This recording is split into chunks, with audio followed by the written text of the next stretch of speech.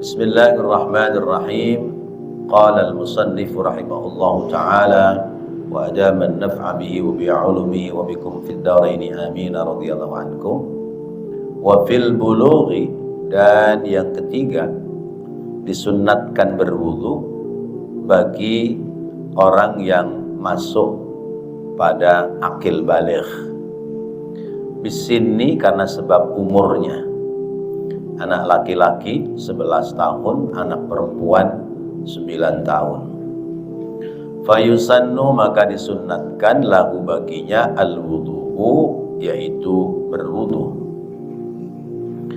Ma'astihbabil ghusli aidan, serta dianjurkan pula untuk mandi hadas besar. Li'annal wudu'a, karena bahwasanya berwudu bagi yang masuk akil baligh yutlabu lahu istiqlalan, dituntut baginya istiqlalan secara khusus atau secara tersendiri, bidunil ghusli, lain dengan mandi atau tanpa mandi. Lianna hikmatal ghusli, karena bahwasanya hikmahnya mandi hadas besar bagi yang masuk akil baligh, ihtimalu nuzulil maniyyi, yaitu menyempurnakan sebab kemungkinan telah keluar air mani dan belum melaksanakan mandi hadas besar, min haitsu la yash'uru, karena dengan sebab dia tidak menyadari bahwa telah keluar air mani. Walidha, dan karena ini, yanwi, berniat seseorang, bihi, padanya, raf'al janabati, yaitu niat mandi jinabat atau niat mandi hadas besar. Wahada, dan ini, la yadharu fil wudu'i, tidak nampak dalam berwudu. Jadi yang ketiga, orang yang baru masuk akil baligh itu sunnah wudu dan hendaknya melaksanakan mandi hadas besar. Karena yang namanya baligh itu penandaannya, ditandainya, pertama dengan sebab perubahan suara dari suara anak-anak menjadi suara dewasa. Yang kedua, kalau perempuan ditandai dengan menstruasi. Biasanya anak perempuan haid atau men itu minimal umur 9 tahun hitungan hijriyah. Berarti paling cepat anak perempuan haid itu umur kurang lebih 8 tahun 8 bulan kurang lebihnya. Kalau di bawah itu berarti belum terhitung haid. Kemudian termasuk penandaan anak yang baligh itu, kalau anak laki-laki biasanya ngompol. Ngompolnya bukan ngompol air kencing, tapi mimpi bangun-bangun celananya ada gambar pulonya, berasa enak. Atau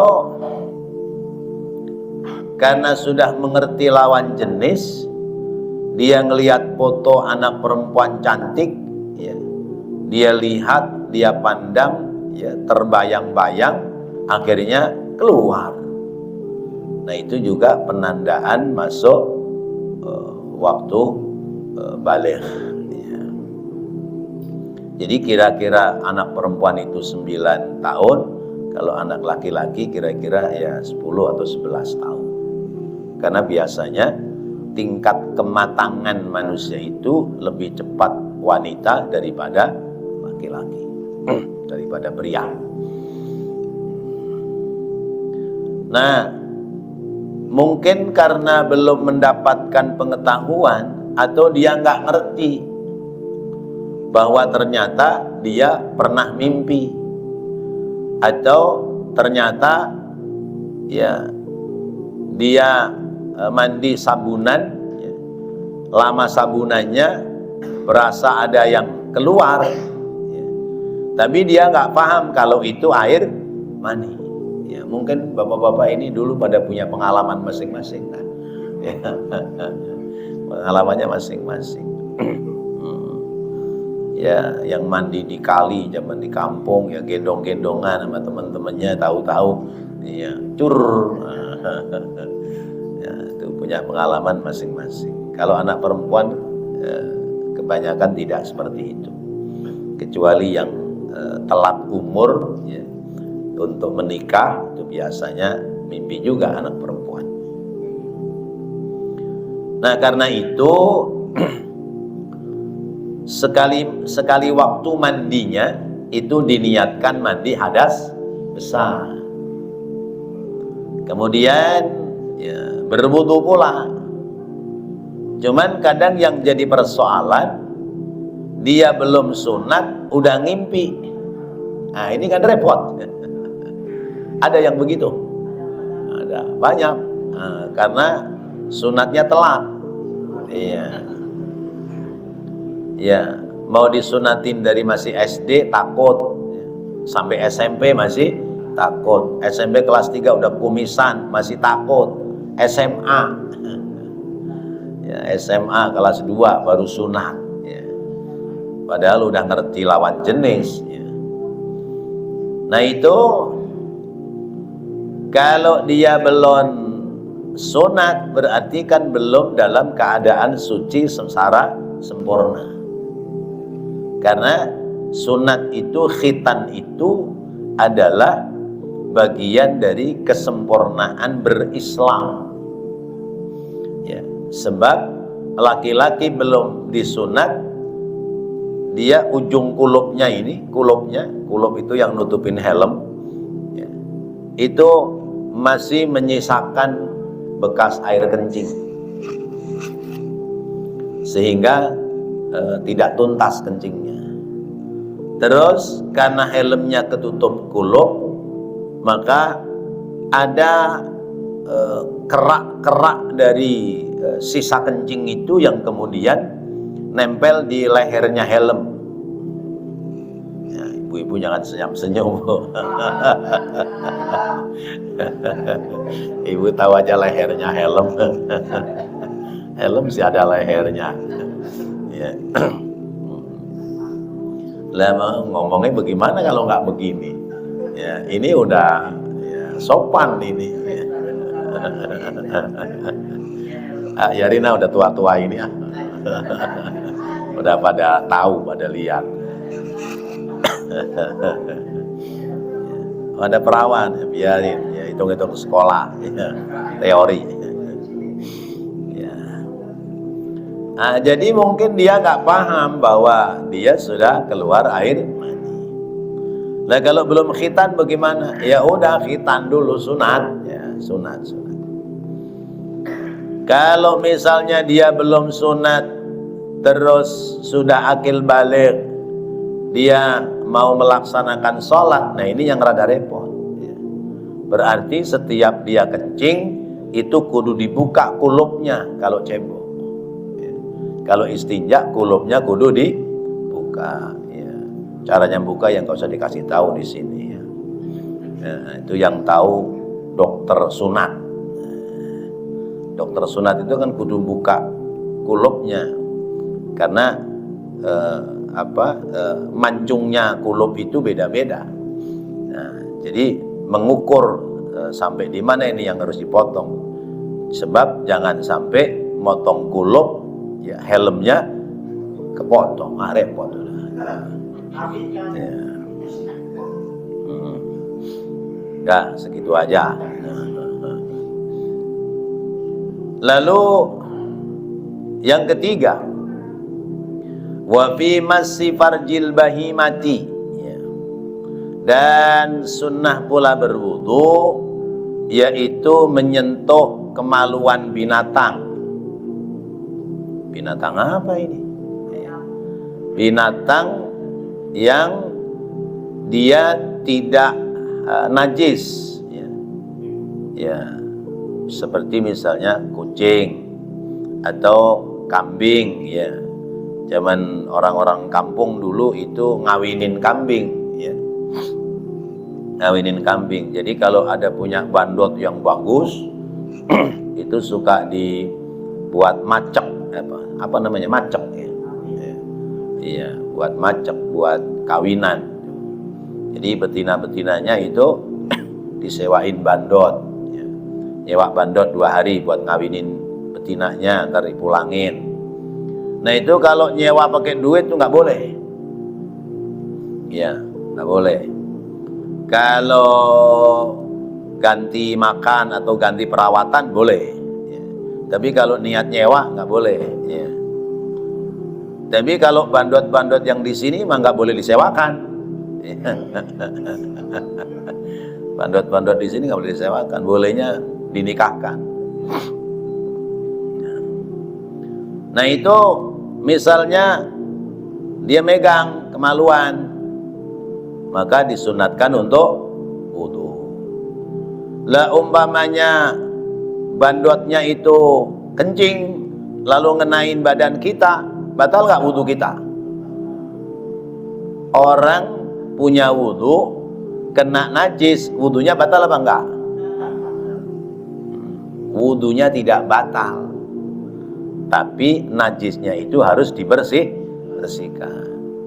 Bapak dari rumah mau sholat, ya, pakai sendal jepit, sendal jepitnya udah bolong, nginjek tai kucing, nembus ke kaki, batal nggak wudunya? Nggak batal, ya, nggak batal, ya, karena tersentuh benda najis tidak membatalkan wudu. Yang batal itu kalau nyentuh pada jalannya yang keluarkan najis, ya. Jadi cukup dicuci aja, cukup dicuci. Tapi kalau yang disentuh itu kemaluan binatang, sunnah wudu.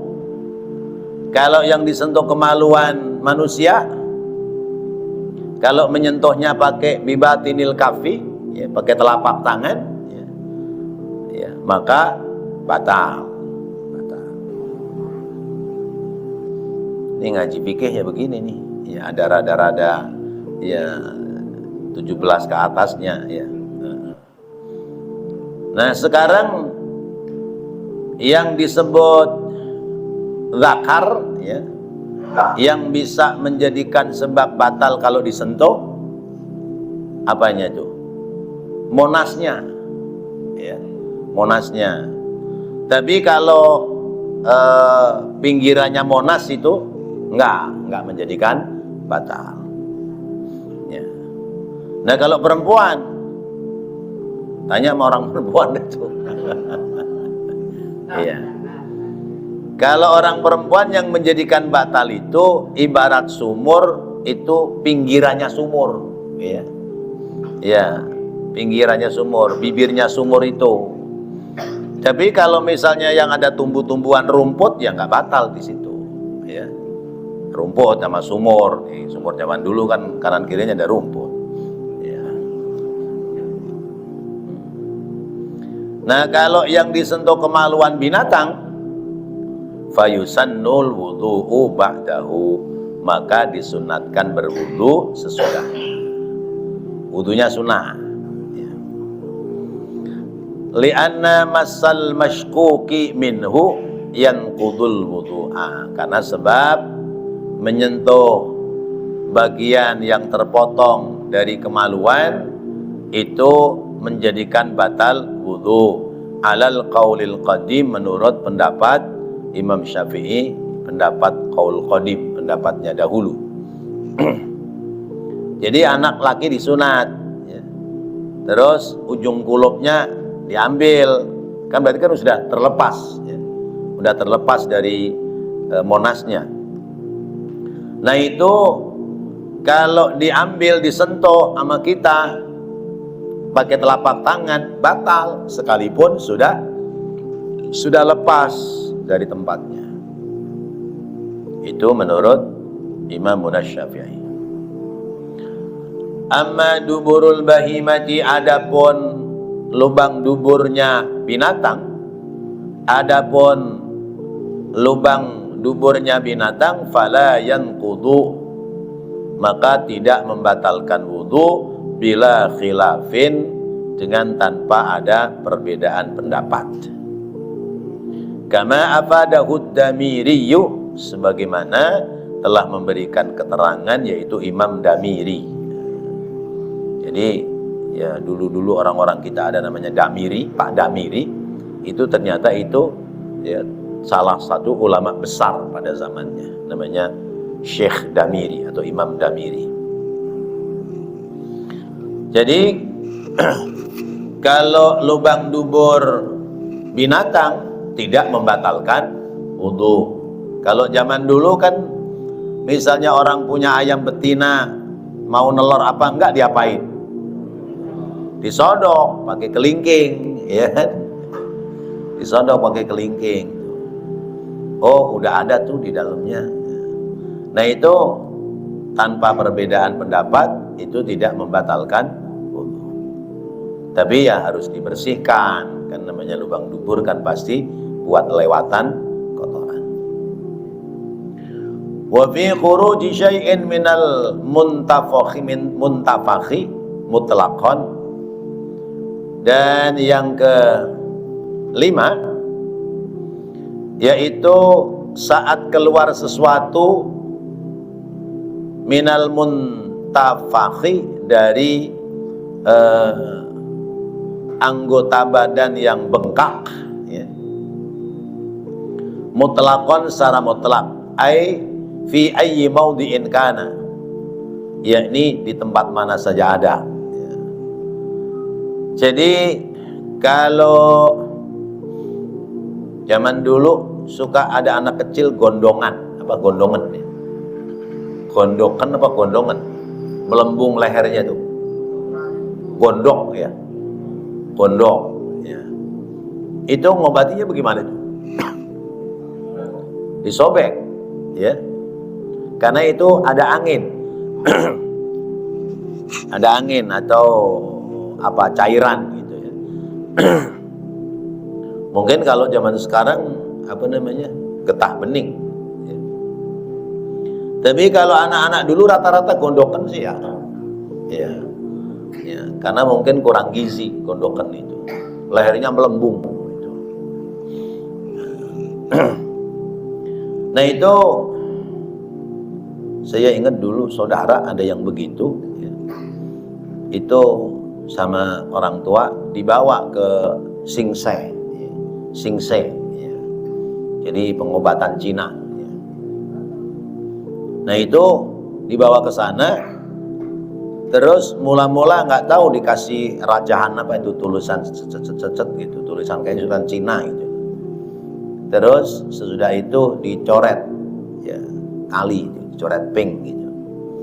Nah, nggak lama ditusuk. Ditusuk, terus dipencet, keluar itu anginnya tuh. Udah itu ditambal pakai koyuk apa semacam plaster gitu. Udah suruh pulang gitu. Sembuh biidznillah.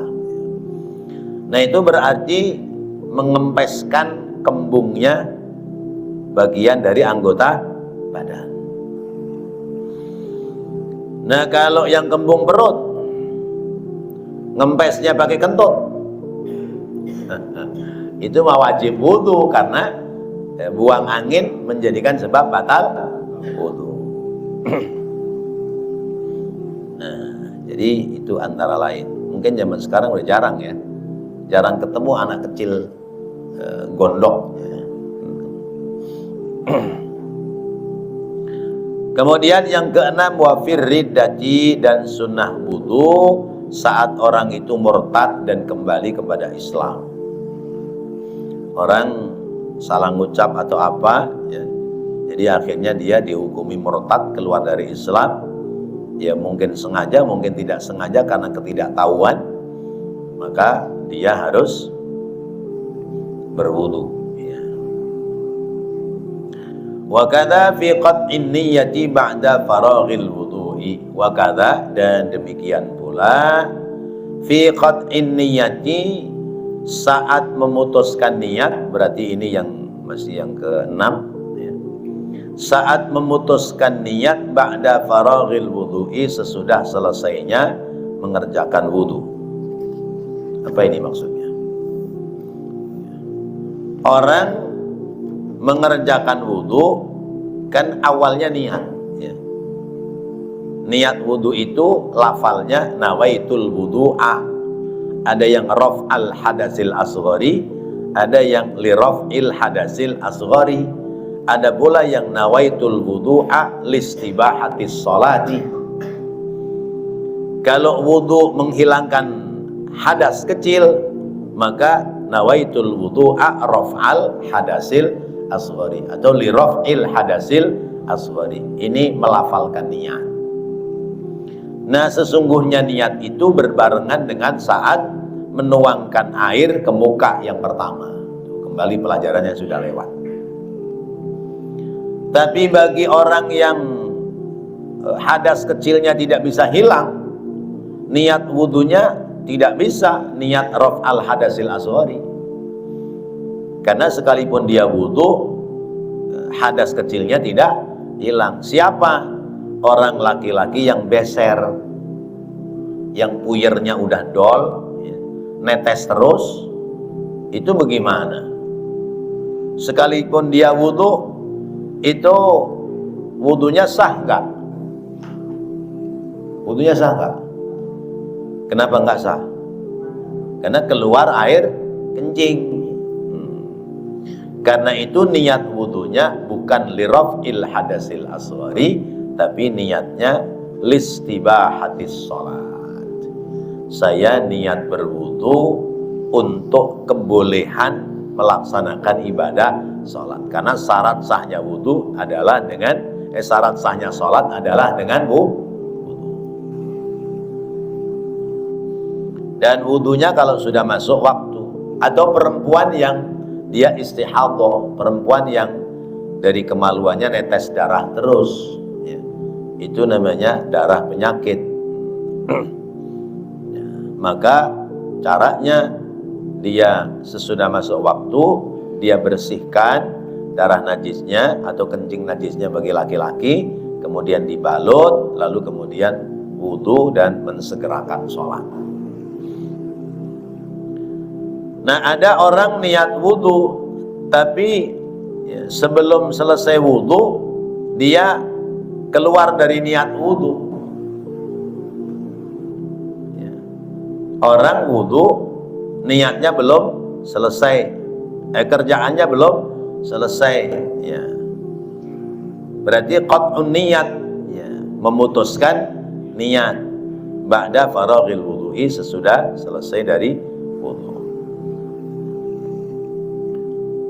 Lalu kemudian yang ketujuh, wa fi raf'i lasuqil jarhi inda tawahumil indimali fara'ahu lam yandamil. Yang ketujuh, orang itu disunatkan berwudu manakala raf'i lasuqil jarhi, membuka pembalut luka. Ya. Bapak pakai Hansaplast, udah wudu nih ya. Karena Hansaplastnya belum sampai sehari semalam. Jadi kalau ada bagian anggota wudu kita ya, kena luka, kalau mau membalut dengan plaster atau Hansaplast dan sebagainya, itu berwudu dulu. Sesudah wudu dilap dulu tuh yang basah wudu, dan yang mau ditempel plaster, baru kemudian diplester. Waktunya berapa lama? Boleh tidak dibuka, yaitu yaumun walailatun, sehari semalam. Jadi wudunya nggak usah dibuka itu plesternya, ya, selama belum kena hadas besar. Tapi kalau sudah lewat sehari semalam harus dibuka. Illa lil musafir, kecuali orang yang bepergian, karena bepergian itu masyaqqah. Nah, dikasih salah satu ayamin, 3 hari 3 malam. Nah, kita karena belum sehari semalam, plester kita buka. Sesudah wudhu plester kita buka. Ternyata luka itu belum sembuh dan kelihatan bahwa bekas tempelan plasternya kering, nggak kena air wudhu, maka disunnahkan untuk berwudhu kembali.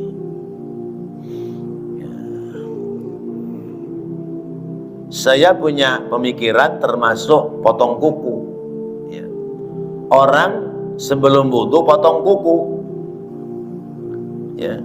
lalu sesudah wudhu, sebelum wudhu, orang wudhu, sesudah wudhu potong kuku. Saya ulangi, orang wudhu, selesai wudhu dia potong kuku. Berarti kan ujung kuku yang potongan baru kan nggak kena basah air. Nah, yang seperti itu disunatkan untuk berwudhu kembali. Atau misalnya kulit di kaki yang ngelotok, itu bekas koreng udah kering, ngelotok itu. Sebelumnya wudhu nggak ngelotok, sudah wudhu malah ngelotok itu. Nah, itu sunnahnya adalah berwudhu kembali. Wa fi masil munfatihi tahtal ma'iddati ma'a infitahil asliyi. Ini dewasa lagi nih, nomor 8. Yaitu di saat menyentuh bagian terbuka di bawah perut. Masil munfatihi tahtal ma'iddati, mengusap mengusap dengan terbuka, menyentuh dengan terbuka di bawah perut. Bawah perut itu artinya bawah pusar, tapi belum sampai ke sononya, bawah pusarnya doang. Ma'a infitahil asliyi, dengan terbuka asli, artinya tidak tertutupi oleh kain, tidak tertutupi oleh celananya, mungkin celana dalam. Yang begitu disunatkan untuk wudhu kembali. Kan kadang-kadang orang pakai celana dalam itu, kadang kan gatel, mungkin karena berhari-hari kali. Kalau sehari ganti ya insya Allah nggak gatel.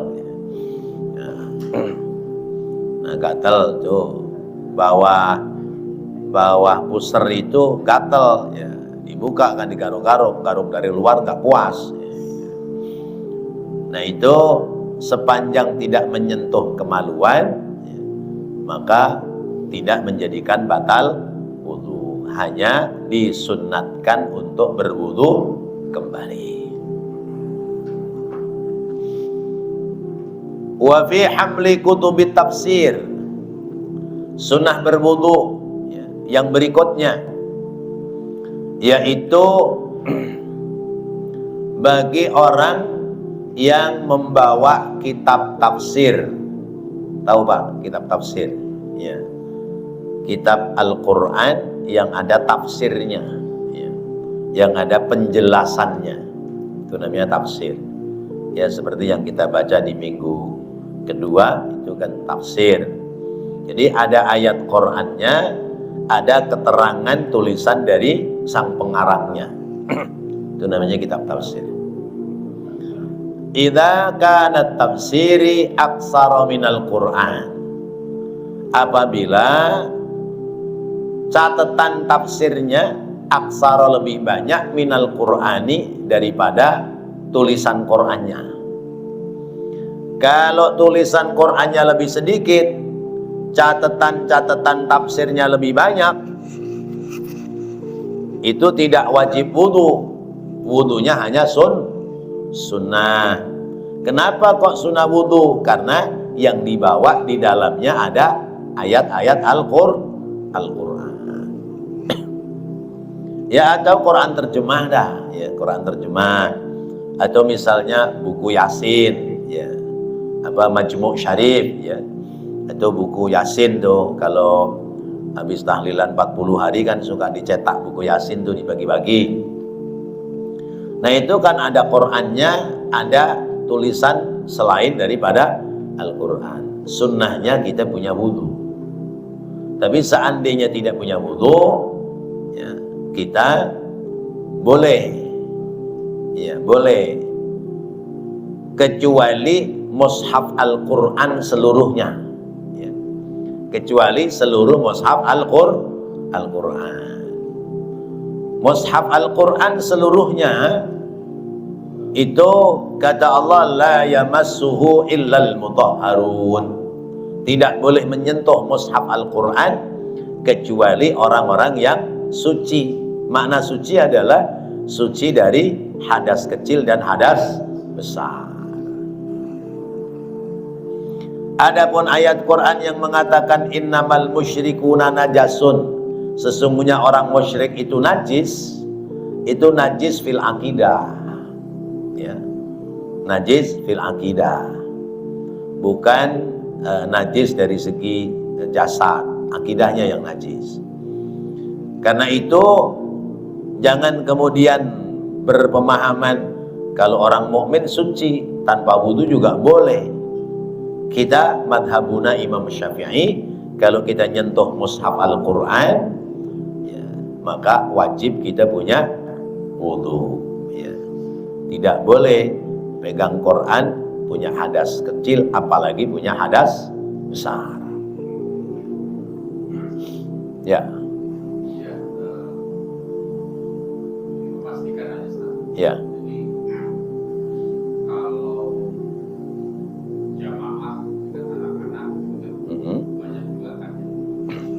Ya. Saya pernah dengar katanya kalau yang jamaah anak sunat ini jangan dulu yang dewasa, karena dikhawatirkan ini akan bentuknya jadi rusak. Jadi apa jamaah yang sudah yang dewasa ini akan rusak. Nah ini gimana satu perkara satu yang kedua juga yang katakan tadi, jadi kalau kita sudah punya wudu sentuhan dengan yang bukan Islam gitu, apakah wudu kita batal? Nah, saya juga pernah dengar katanya itu kita untuk lagi. Baik. Kita sholat di masjid, ada anak-anak kecil yang belum sunat juga pada sholat di masjid. Itu kalau badan kita nempel sama anak yang belum sunat sholat di masjid, batal nggak wudu kita? Tidak. Kenapa? Karena yang bersentuhan itu kulit badan kita dengan badan dia. Kecuali kalau dia itu tidak pakai celana, terus kemudian dia netes dari kemaluannya lalu nempel ke kita, maka itu pun tidak batal wudu, tetapi kita mutanajis, terkena benda najis sehingga bisa menghalangi kesempurnaan kita dalam sholat. Maka sebagian kita itu ada yang saklek, ya. Anak-anak kalau belum sunat nggak usah ke masjid, saklek namanya, ya. Padahal ya dewasanya ke masjid itu karena dari kecil udah terbiasa di masjid. Nah kalau dari kecil dilarang-larang ke masjid, takutnya di masjid nggak asik, ya. Ya, akhirnya nggak pada ke masjid, asiknya kemana? Warnet. Lebih asik di warnet daripada di masjid. Di masjid diomel-omelin mulu, udah dicewer kupingnya, ada ditabok. Itu. Nah, jadi tidak membatalkan wudu, ya, Bang Zal, ya. Nah, jadi wudunya tidak batal sekalipun dia misalnya sentuhan dengan anak-anak yang belum sunat. Kemudian yang kedua tadi, kalau kita senggolan sama orang non muslim, jadi kita dari rumah udah wudu mau sholat, terus di jalan ketemu ya si engkoh, misalnya engkohnya non muslim, ya, Karena engkau juga udah banyak yang muslim sekarang. Lalu ngajak salaman, Pak Ustadz apa kabar? Salaman sama kita. Batal nggak wudu kita? Tidak, ya, karena sentuhannya badaniyah. Tapi kalau salamannya sama enciknya ya batal. Iya, enciknya udah nguber aja, Pak Ustadz, mana masjid? Ya, batal kita. Itu, jangankan sama enciknya, sama perempuan juga, ya.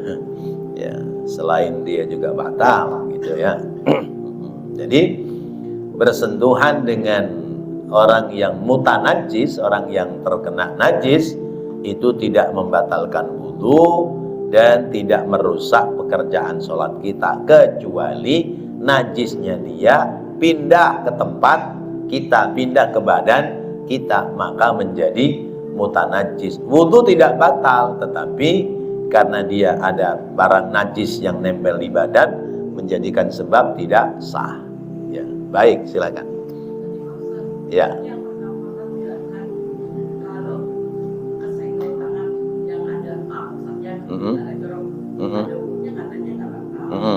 Tadi Pak Ustadz jelasin lagi, kalau megang di bawah pusat, batal. Gimana Pak Ustadz? Jadi saya sampaikan tadi, kalau garuk-garuk di bawah pusar itu bukan batal wudu, tetapi disunatkan untuk berwudu kembali. Ya. Kalau tidak wudu nggak apa-apa. Karena apa? Dia tidak menyentuh monasnya, bagi laki-laki, bagi perempuan tidak menyentuh ya lingir sumurnya.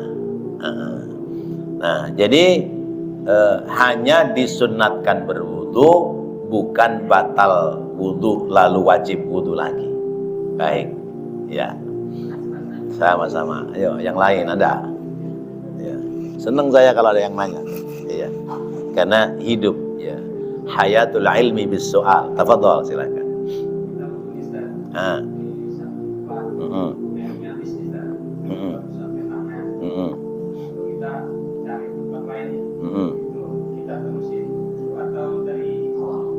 Baik, kita wudu di Masjid Aryani, baru basuh tangan kanan kiri, tornya lupa diisi, habis, ya. Jadi kita berhenti nih, terus pindah ke Al Hikmah sono, ya, iya. Terusin wudu apa mengulang wudu? Silahkan teruskan wudu selama kita belum batal. Tapi kalau batal ya diulang.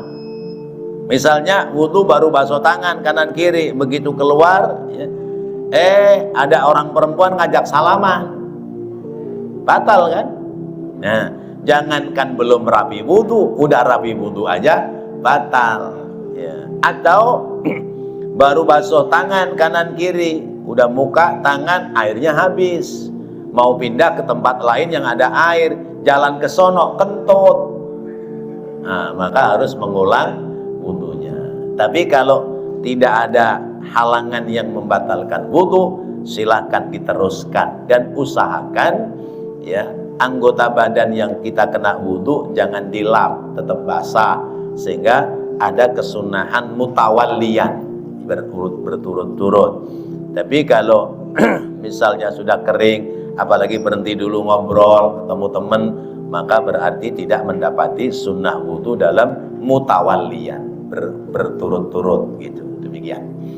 Wallahu a'lam bishawab. Mudah-mudahan apa yang kita bahas, kita pelajari menjadi ilmu yang bermanfaat. Amin ya Allah ya Rabbal alamin. Rabbana taqabbal minna innaka antas samiul alim wa tub alaina innaka antat tawwabur rahim. Rabbighfir warham wa anta khairur rahimin. Wa sallallahu ala sayyidina Muhammadin wa ala alihi wa sahbihi wa sallam. Walhamdulillahi rabbil alamin. Wassalamualaikum warahmatullahi wabarakatuh.